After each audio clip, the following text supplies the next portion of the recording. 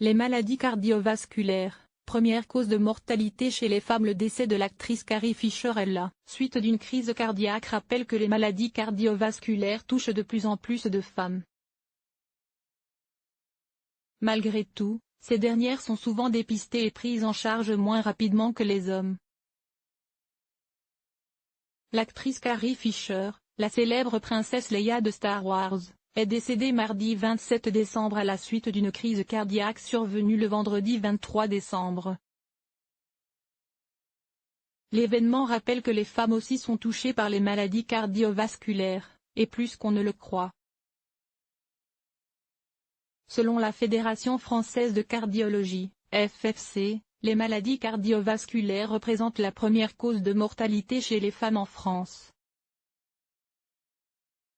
Qui plus est, elles touchent de plus en plus de femmes jeunes. L'organisme note une augmentation de 17,9% de femmes de 45 ans à 54 ans hospitalisées pour un infarctus du myocarde en France entre 2002 et 2008.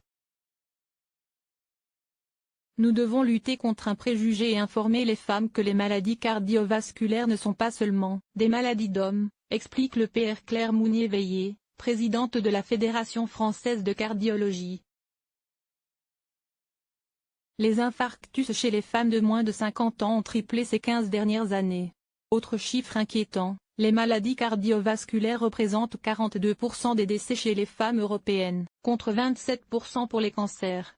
L'infarctus du myocarde en est la première cause, avec 18% des décès féminins, suivi par l'accident vasculaire cérébral, AVC, 14%, puis les autres pathologies vasculaires, 10%. Une prise en charge plus tardive.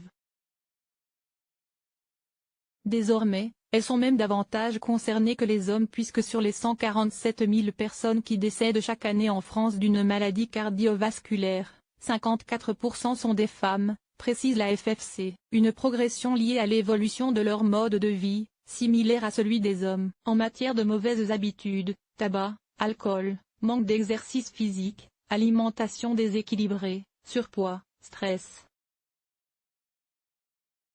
Des facteurs de risque qui représentent 81% des maladies cardiovasculaires et qui réduisent l'effet bénéfique de leurs hormones naturelles, les œstrogènes.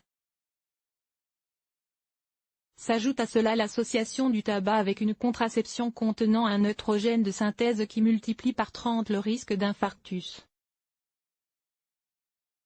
Au-delà d'être moins bien protégées, les femmes sont aussi prises en charge plus tardivement. En raison, notamment, de symptômes annonciateurs différents de ceux des hommes. Chez ces derniers, une douleur dans le thorax fait penser à un infarctus, mais un symptôme aussi net est plus rare chez les femmes, absent chez elles dans environ 40% des cas. Elles peuvent présenter des signes plus subtils, suée, nausées, palpitations, difficultés respiratoires, trop souvent assimilées à de la fatigue ou à des problèmes digestifs. Et un rétablissement plus difficile chez les femmes, l'infarctus du myocarde est pris en charge en moyenne 1 heure plus tard que chez les hommes. Par conséquent, les chiffres de la FFC montrent que 55% des accidents cardiaques sont fatals chez elles, contre 43% chez les hommes.